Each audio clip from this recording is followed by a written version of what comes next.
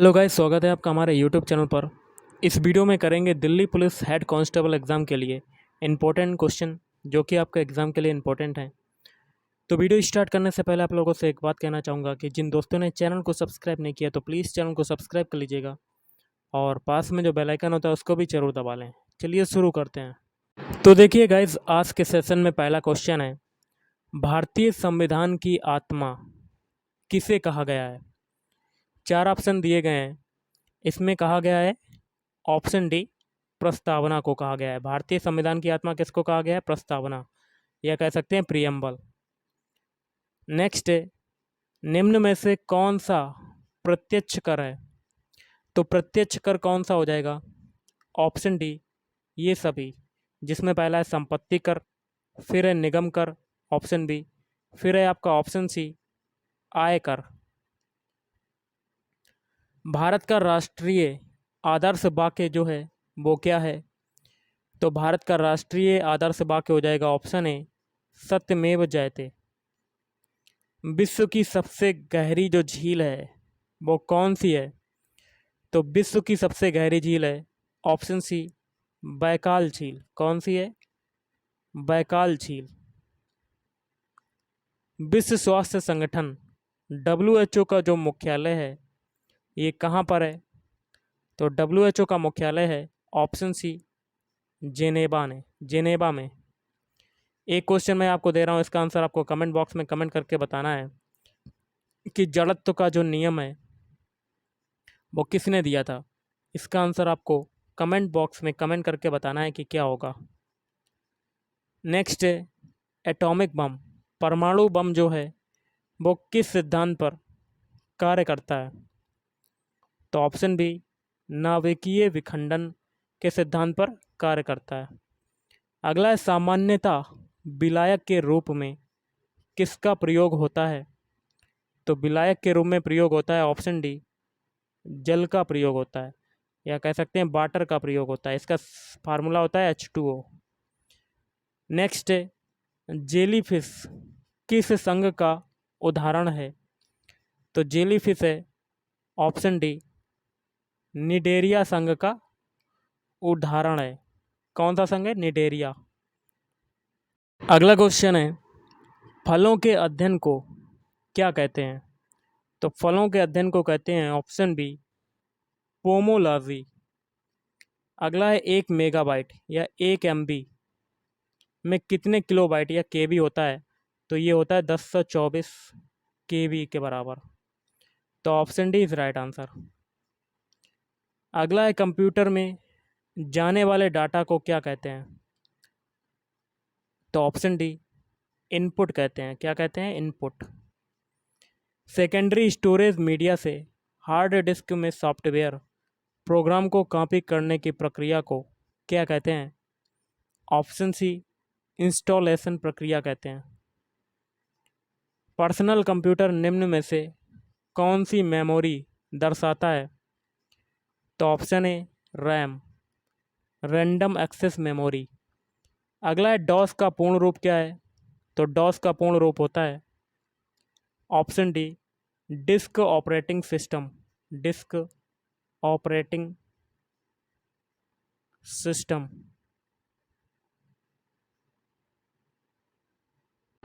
अगला क्वेश्चन है 16, मैथ का क्वेश्चन है। 51, 85 और 153 का महत्तम समापवर्तक क्या होगा? SCF पूछा गया है। तो देखिए सबसे पहले इसके फैक्टर करेंगे। तो 51 का क्या हो जाएगा फैक्टर? 17×51। और फिर है आपकी अगली संख्या 85, तो इसका भी कर लेते हैं 17×85। और अगली संख्या 153, 153 का क्या हो जाएगा? 17×153। और 9 के फैक्टर हो जाएंगे 3×3। अब SCF आपको निकालना है। SCF कैसे निकालते हैं? जो तीनों में जो संख्या कॉमन होगी वही आपका SCF हो जाएगा। तो देखिए 17 आपका तीनों में क्या मिल रहा है? कॉमन मिल रहा है, तो आपका SCF क्या हो जाएगा? 17। ऑप्शन है इज राइट आंसर। अगला देखिए क्वेश्चन क्या कहता है, देख लेते हैं।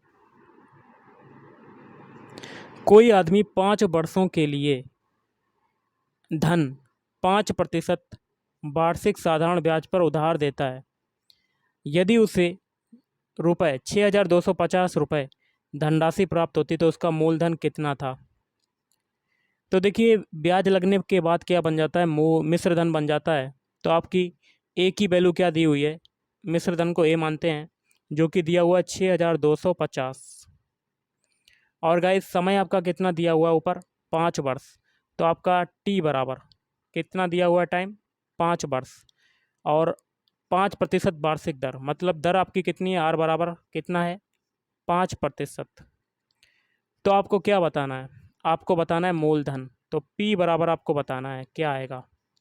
तो देखिए साधारण ब्याज क्या होता है, साधारण ब्याज की यहाँ पर बात हो रही है। तो साधारण ब्याज एस आई इक्वल टू क्या होता है, साधारण ब्याज को कहते हैं simple interest. S I equal to होता है P R T upon 100, P R T upon में 100।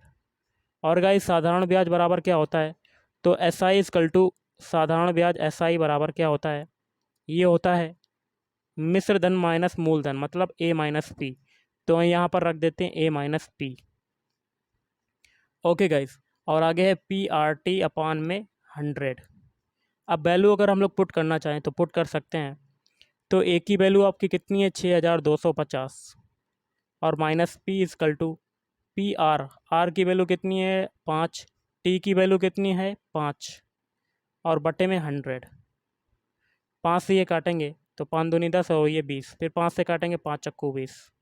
अब इस 4 का मल्टीप्लाई आपका किस में होगा, 6,250 माइनस पी में, और बराबर किसके आ जाएगा गाइस, पी के बराबर आ जाएगा। तो हमें पी की वैल्यू बतानी है। तो 4 का मल्टीप्लाई 6,250 में करेंगे तो आपका कितना आ जाएगा। तो पहले हम लोग क्या करते हैं, मल्टीप्लाई कर देते हैं। तो 6,250 में अगर मल्टीप्लाई करते हैं तो आपका कितना मिलता है। तो मल्टीप्लाई कैसे करेंगे, जीरो में गुणा 4 का करेंगे तो जीरो, 4 पंजे 20 की जीरो हासिल लगा 2, 4 दूनी 8 और एक 10 की जीरो हासिल लगा 1, फिर 4 छंग 24 एक 25। तो आपका आ गया 25,000, और माइनस 4p हो जाएगा, 4p इजकल टू पी। अब देखिए 4p उधर जाएगा तो 5p हो जाएगा। तो 5p बराबर कितना आ जाएगा, 25,000। कितना आ जाएगा, 25,000। तो 5p बराबर लिख लेते हैं, 5p बराबर आ जाएगा 25,000। अब इसको काटेंगे तो p की वैल्यू कितनी आ जाएगी, 25, तो आपका आंसर आ गया 5,000 रुपये। आई होप आपको समझ में आया होगा। तो option B is right answer. Question guys कहता है आपका, एक ट्रेन जिसकी लंबाई जो है 50 मीटर है और 200 मीटर लंबे प्लेटफॉर्म को 20 सेकंड में पार करती है, तो ट्रेन की चाल बतानी है, मतलब एस बराबर बताना है। तो यहाँ पर चाल बराबर क्या होता है, दूरी बटे समय। तो दूरी आपकी कितनी हो जाएगी, दूरी को हम लोग एल मान लेते हैं। पहले देखिए लंबाई जिसकी है, ट्रेन की लंबाई है 50, तो एल बराबर 50 है। और साथ में प्लेटफॉर्म की भी लंबाई दी हुई है कितनी, 200 मीटर। तो लंबाई आपकी जुड़ जाती है, तो दोनों में जोड़ देंगे तो 200 ये आ जाएगा, मतलब लंबाई आपकी आ जाएगी 250। और टाइम बराबर कितना है, 20 सेकेंड। ओके, तो ट्रेन की चाल बतानी है। तो चाल बराबर क्या होता है, दूरी बटे समय। दूरी कितनी है, 250 मीटर में है, तो आपको यूनिट चेंज नहीं करनी है। और टाइम आपका है कितना, 20 सेकेंड। तो 2 से ये काटा, अब इसको काटेंगे तो आपका कितना आ जाएगा, 2 एकम 2, 2 दूनी 4, 2 पंजे 10। तो आपका आगे चल 12.5 मीटर प्रति सेकेंड।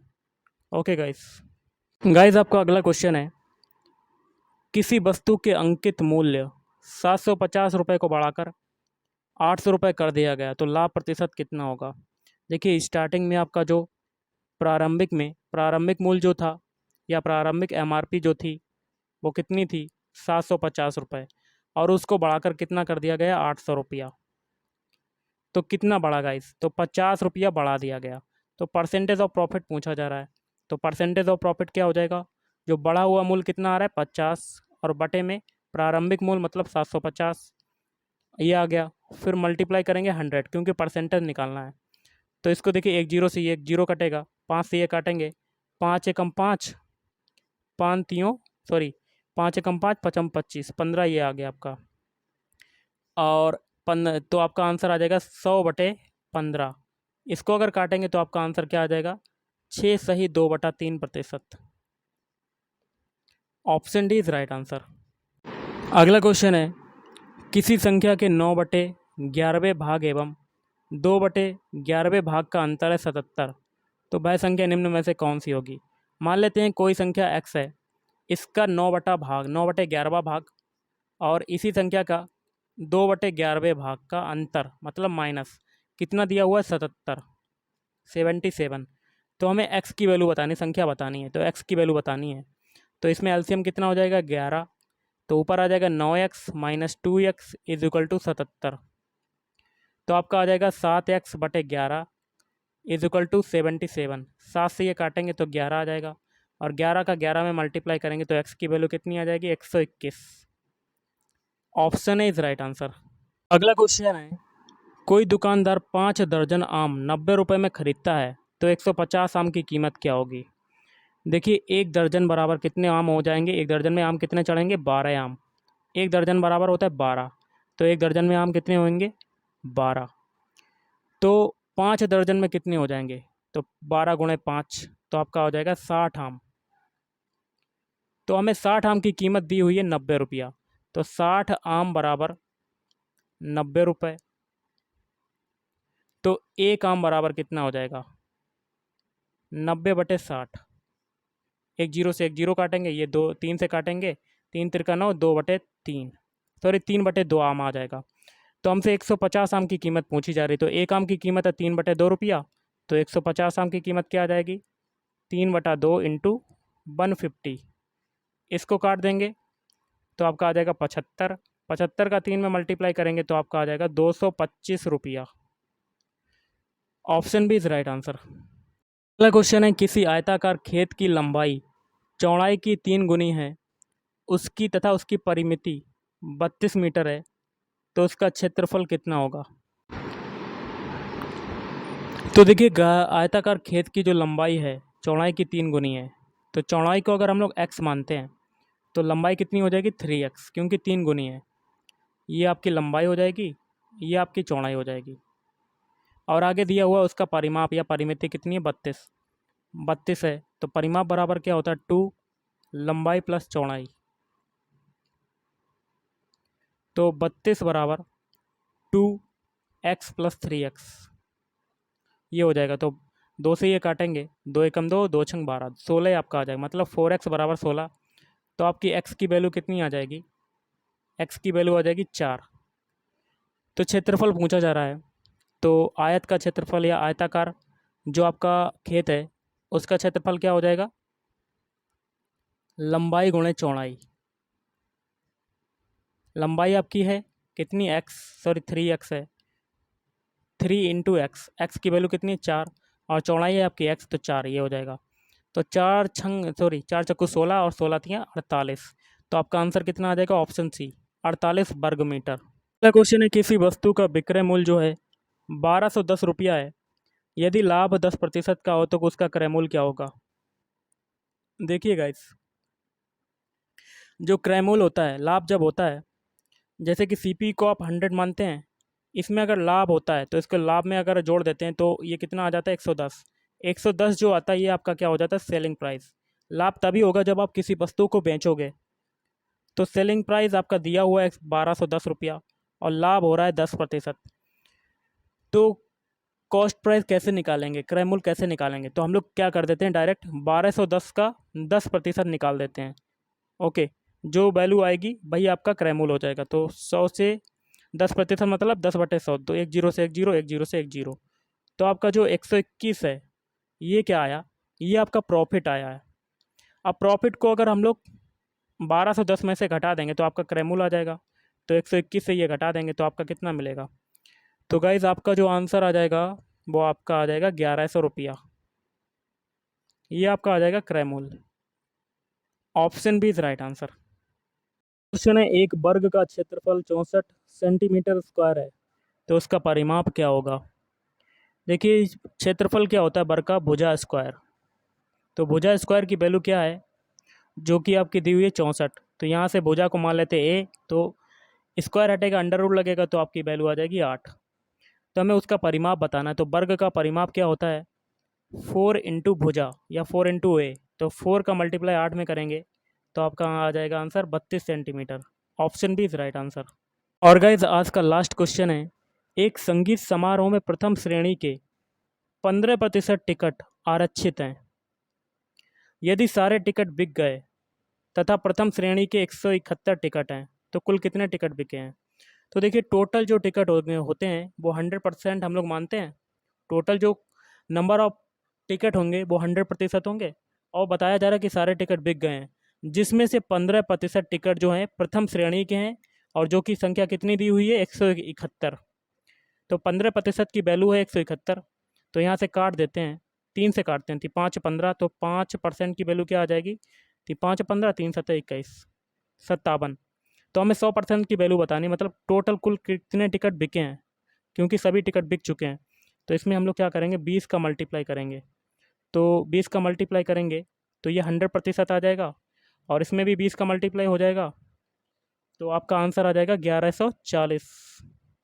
1140। तो option C is right answer. तो गाइस, आज के इस वीडियो में इतना ही। थैंक यू, धन्यवाद।